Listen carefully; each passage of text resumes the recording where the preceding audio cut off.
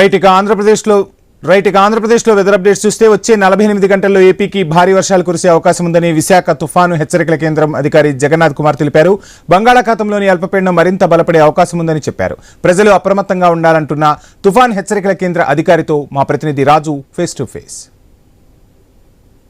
దాన్ని ఆనుకుని ఉన్నటువంటి వాయువ్య బంగాళాఖాతంలో ఉన్నటువంటి ఏర్పడినటువంటి అల్పపీడనం తీవ్ర రూపం దాల్చే అవకాశాలు కనిపిస్తున్నాయి. దీనికి సంబంధించి రాబోయే 48 గంటలు కూడా పరిస్థితి ఏ విధంగా ఉండబోతుంది, వాతావరణ శాఖ ఎలాంటి హెచ్చరికలు జారీ చేస్తుందో తెలుసుకునే ప్రయత్నం చేద్దాం. మనతో పాటు విశాఖ తుఫాను హెచ్చరికల కేంద్రం అధికారి జగన్నాథ్ కుమార్ ఉన్నారు. సార్ చెప్పండి, ఈ బంగాళాఖాతంలో ఏర్పడినటువంటి అల్పపీడనం ప్రభావం ఏ విధంగా ఉండబోతుంది? నిన్న ఉన్న మధ్య బంగాళాఖాతంలోని ఉపరితల ఆవర్తనం ఈరోజు పశ్చిమ మధ్య బంగాళాఖాతం మరియు దానికి ఆనుకున్న వాయువ్య బంగాళాఖాతంలో ఒక అల్పపీడనంగా పరిణామం చెందింది. దీనికి అనుబంధంగా ఒక ఉపరితల ఆవర్తనం 7.6 కిలోమీటర్ల ఎత్తు వరకు వ్యాపించి ఉండడంతో పాటు దక్షిణ దిశకు వంగి ఉన్నది. ఇది రాబోయే 24 గంటల్లో మరింత బలపడి సుస్పష్ట అల్పపీడనంగా పరిణామం చెందే అవకాశం ఉంది. తదుపరి రాబోయే 48 గంటల్లో పశ్చిమ వాయువ్య దిశలో పయనించి ఉత్తర కోస్తా ఆంధ్రప్రదేశ్, దక్షిణ ఒడిశా మీదుగా పయనించే అవకాశం ఉంది. వీటితో పాటుగా మిగిలిన 3 సినాప్టిక్ కండిషన్స్ ఉన్నాయి. ఒకటి, ఒక మాన్సూన్ ట్రఫ్ లేదా నైరుతి ఋతుపవన ద్రోణి ఉన్నది. మరియు ఉత్తరప్రదేశ్ తూర్పు ప్రాంతంలో ఉన్న ఉపరితల ఆవర్తనం మీదుగా ఒక ఉపరితల ద్రోణి అల్పపీడనం మీదుగా అనగా ఉత్తర ఛత్తీస్గఢ్, దక్షిణ ఒడిశా మీదుగా పయనిస్తుంది. మరియు ఈశాన్య అరేబియా సముద్రం నుంచి ఒక ఈస్ట్ వెస్ట్ ట్రఫ్ ఉపరితల ఆవర్తనం, దీనికి అసోసియేటెడ్ ఉపరితల ఆవర్తనం మీదుగా అంటే 1.5 కిలోమీటర్ల ఎత్తుకు వ్యాపించి ఉన్నది.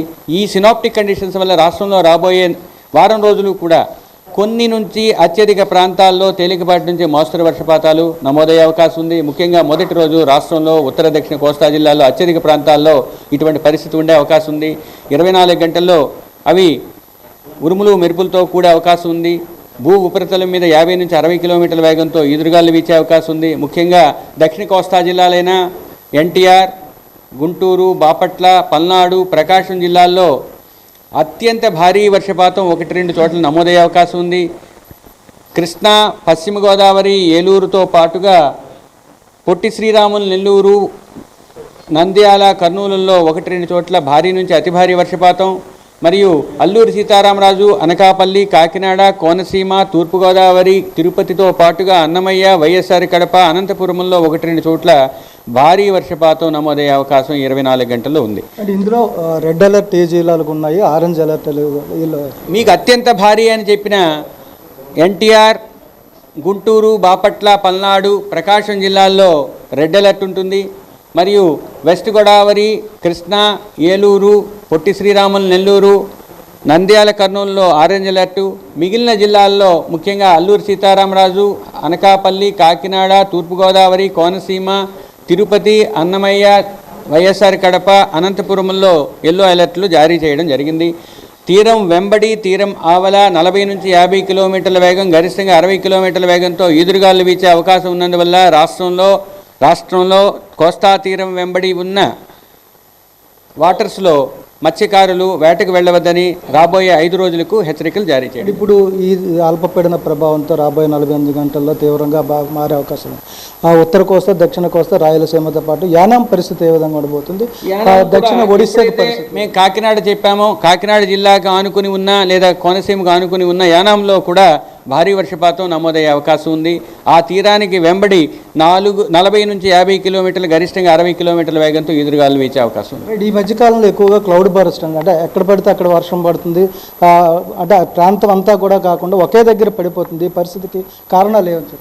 ఒకటి, క్లౌడ్ బర్స్ట్ అని అన్ని సిచ్యువేషన్స్ని డిఫైన్ చేయలేము. ఎందుకంటే క్లౌడ్ బర్స్ట్ ముఖ్యంగా పర్వతీయ క్షేత్రాల్లో జరిగే అవకాశం ఉంది. మేఘ విస్ఫోటనం. ఆ మేఘ విస్ఫోటనం జరగాలంటే దానికి ఒక డెఫినేషన్ ఉంది. 10 సెంటీమీటర్ల వర్షపాతం 30 స్క్వేర్ కిలోమీటర్ల చదరపు కిలోమీటర్ల ఏరియాలో పడాలి. మీకు అనుకున్నట్టు అర్బన్ ఏరియాస్లో సరైన డ్రైనేజ్ మెకానిజం లేని చోట్ల ఉన్న వర్షపాతం నమోదయ్యి అక్కడ సంచయం చెందడం వల్ల మీరు ప్రతిదీ ఈ విధంగా డిఫైన్ చేయకూడదు. కొన్ని ఏరియాల్లో నీరు నిలిచి ఉన్నా అది క్లౌడ్ బర్స్ట్ కాదు. అది ఏవైనా ఉన్నట్లయితే మాకున్న ప్రత్యేక విభాగాల ద్వారా ఫ్లడ్కి రిలేటెడ్ మిగతా అంశాలకు సంబంధించిన అన్ని విషయాల్ని ఆయా విభాగాలకి ప్రత్యేక బులెటిన్స్ జారీ చేసి తెలియజేయడం జరుగుతుంది. Thank you sir.